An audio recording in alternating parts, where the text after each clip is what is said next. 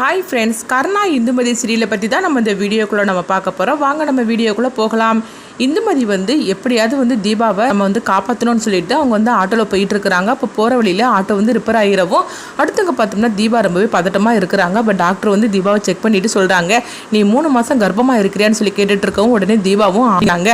அப்போ உடனே அவங்க சொல்கிறாங்க, இந்த விஷயத்த நான் உங்கள் அப்பா கிட்ட சொல்ல போகிறேன் அப்படிங்கவும் அப்போ தீபா சொல்கிறாங்க, இங்கே பாருங்கள், அப்படி மட்டும் நீங்கள் அப்பா கிட்ட சொல்லிடாதீங்க, அப்படி சொன்னால் அவள் உயிரோடே இருக்க மாட்டார் அப்படிங்கும்போது, இங்கே பாருமா, அப்படிலாம் நாங்கள் போய் சொல்ல முடியாது, அது மட்டும் இல்லாமல் நீ தான் உங்கள் அப்பாவை எப்படியாவது சமாதானப்படுத்தணும் அப்படின்னு சொல்லவும், அதனால நான் உண்மையை சொல்ல தான் போகிறேன் அப்படின்னா அவங்க சொல்லவும், நீ போய் அங்கே உட்காரு, நான் என் கையெல்லாம் க்ளீன் பண்ணிட்டு வந்துருதுன்னு சொல்லிட்டு அவங்க க்ளீன் பண்ணுறதுக்காக போகிறாங்க.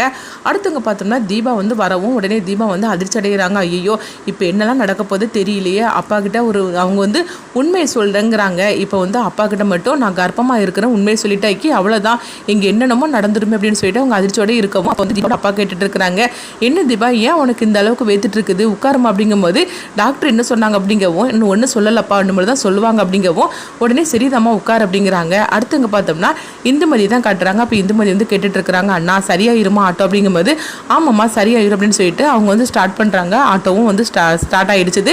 அடுத்து பார்த்தோம்னா இந்துமதி சொல்கிறாங்க, அண்ணா அவங்க சீக்கிரமாக போங்க அண்ணா அப்படிங்கும்போது சரிதாம்மா அப்படிங்கிறாங்க. எங்கே பார்த்தோம்னா கர்ணாவை தான் காட்டுறாங்க. அப்போ தீனதயாளன் கர்ணா கிட்ட சொல்கிறாங்க, இந்துமதி ஏதோ அவங்க அக்காளுக்கு உடம்பு சரியில்லைன்னு சொல்லிட்டு போனா, அதனால என்ன ஆச்சுன்னு தெரியல, நீ போய் பார்த்துட்டு அப்படிங்கும்போது, ஆமாம் அவள் இங்கேருந்து பேசுறதை யாரும் பேச்சு கேட்காம அவள் போனாலா, நான் போக மாட்டேன் அப்படிங்கும்போது, ஏன் இப்படி நீ பேசிட்டு இருக்கிற, தன்னுடைய அக்காவுக்கு உடம்பு சரியில்லைன்னு சொன்னாக்கி எந்த பொண்ணாக இருந்தாலும் அப்படி தான் போவாங்க, அதனால இந்துமதி மேலே எந்த தப்புமே கிடையாது, தப்பு பண்ணது எல்லாமே போனா தான் அப்படின்னு சொல்லிட்டு இருக்கவும், அதனால என்ன ஆச்சுன்னு தெரியல, நீ போய் பாரு அப்படிங்கவும், அப்போ எந்த ஹாஸ்பிட்டல்னு சொல்லி கேட்டுட்டு இருக்கும் போதே இப்போ தீனதயாளன் இந்த ஹாஸ்பிட்டல் தான் அவள் பேசிட்டு இருந்தா அப்படிங்கவும் உடனே சரின்னு சொல்லிட்டு அங்கே பார்த்தோம்னா கர்ணாவும் கிளம்புறாங்க.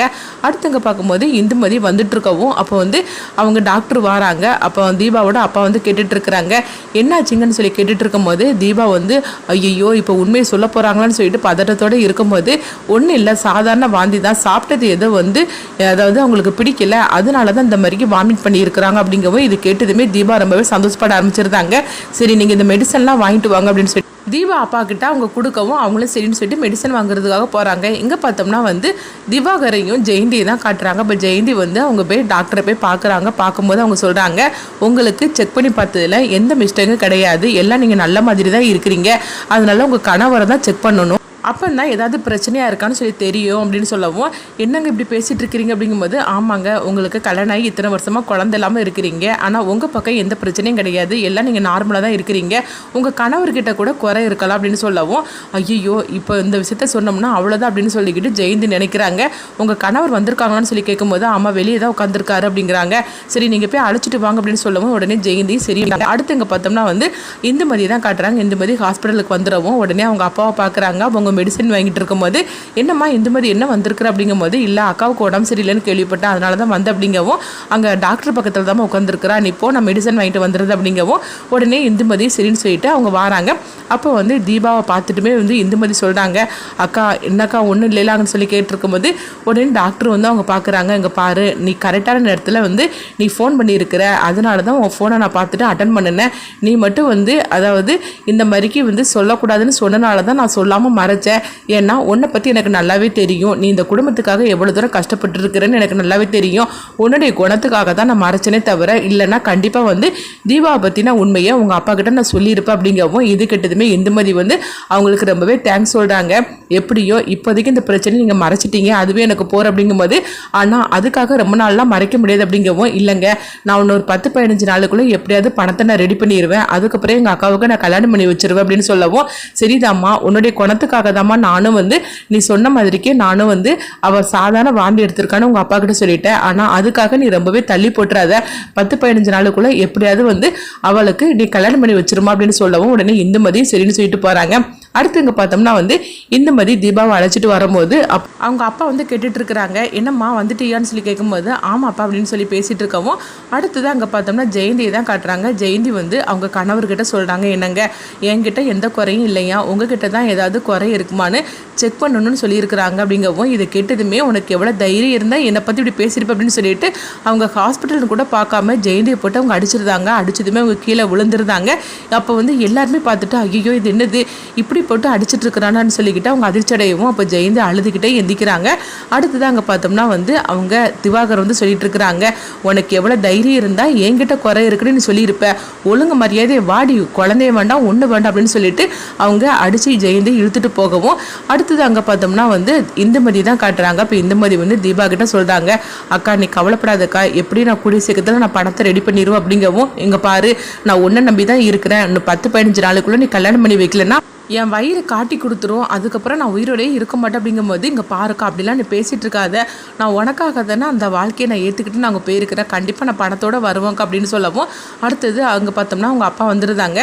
சரிம்மா நாங்கள் கிளம்பட்டுமான்னு சொல்லி கேட்டுட்டு இருக்கும்போது, சரிதான்ப்பா அப்படிங்கிறாங்க. நீ ஜாக்கிரதையாக போமா அப்படிங்கும்போது, சரிதான் அப்படின்னு சொல்லிட்டு இருக்கும்போது அப்போ தீபா வளைச்சிட்டு அவங்க அப்பா போகிறாங்க. அப்போ இந்துமதி அங்கே நின்றுட்டு இருக்கும்போது கர்ணா அங்கே வந்துருந்தாங்க.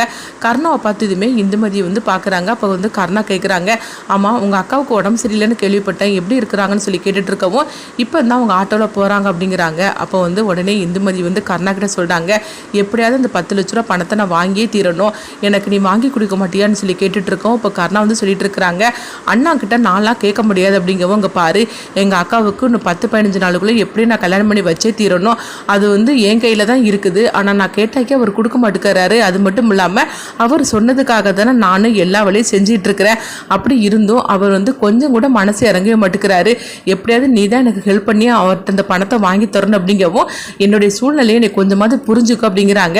இது கிட்டதுமே கர்ணா நினைக்கிறாங்க, இந்த பணத்தை வாங்கி கொடுத்துட்டா இவளும் இந்த வீட்டை விட்டு கிளம்பிடுவா, நானும் சுதந்திரமா இருக்கலாம், இவங்க இருக்க ஒவ்வொரு நாளும் வந்து இவ டார்ச்சர் அனுபவிச்சுட்டு இருக்கிறா, அதே மாதிரிக்கு என்னையும் போட்டு கஷ்டப்படுத்திட்டு இருக்கிறா, அதனால கிருபா அண்ணங்கிட்ட நம்ம வந்து பணத்தை கேட்கலாம் அப்படின்னு சொல்லிட்டு கர்ணாவும் நினைக்கிறாங்க. அடுத்து பார்த்தோம்னா கர்ணா இந்துமதி அழைச்சிட்டு அவங்க வீட்டுக்கு வரவும் அப்போ வந்து பூனா பார்த்துட்டு இருக்கிறாங்க.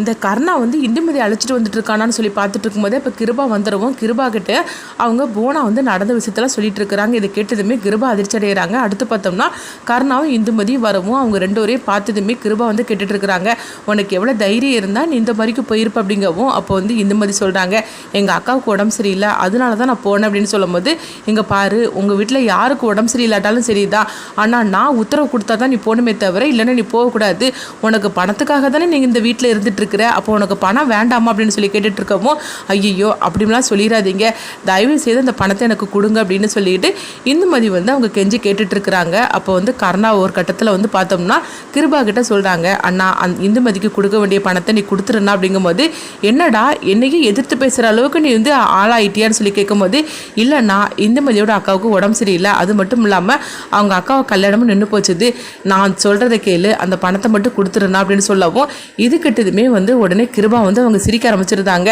அதாவது என்னடா இந்த அளவுக்கு நீ வளர்ந்துட்ட போலுக்கு, கல்யாணம் ஆனதுமே வந்து என்னை எதிர்த்து பேசுகிற அளவுக்கு நீ துணிஞ்சிட்ட போலுக்கு அப்படிங்கும்போது, ஐயோ உன்னை எதிர்த்து பேசுகிற அளவுக்குலாம் நான் என்றைக்குமே நான் இருக்க மாட்டேன்னா அப்படின்னு சொல்லிட்டு இருக்கும்போது, இங்கே பாரு அவளுக்கு எப்போ பணம் கொடுக்கணும் எப்போ என்னைக்கு கொடுக்கணும்னு சொல்லிட்டு எனக்கு தெரியும், அன்னைக்கு தான் நான் அவளுக்கு பணத்தை கொடுப்பேனே தவிர நீ சொன்னதுக்காகலாம் நான் கொடுக்க முடியாது, இங்கே பாரு விட்டு போன வேலையெல்லாம் ஒழுங்கு மரியாதையை ஆரம்பி அப்படின்னு சொல்லவும் இப்போ இந்துமதி வந்து சோகத்தில் அழுதுகிட்டே இருக்கிறாங்க. அப்போ கர்ணாவை பார்த்துட்டே அவங்க போகவும் அடுத்து பார்த்தோம்னா வீட்டில் உள்ள எல்லா வேலையும் செஞ்சுக்கிட்டு அவங்க வந்து அந்த ஷெட்டுக்கு போகிறாங்க. போனதுமே வந்து அவங்க இந்துமதி வந்து அழுதுகிட்டே இருக்கிறாங்க. அப்போ தன்னுடைய அம்மாவோட ஃபோட்டோவை பார்த்து அவங்க அழுறாங்க, அம்மா எப்படியாவது இந்த 10 நாளைக்குள்ள நான் அக்காவுக்கு கல்யாணம் பண்ணியே தீரணும், இல்லைன்னா அவள் வயிற்றில் உள்ள குழந்தை வெளியே காட்டி கொடுத்துருமா, என்ன பண்ணுறதுக்கு தெரியலங்கிறாங்க. அடுத்து என்ன நடக்க போகுதுன்னு சொல்லி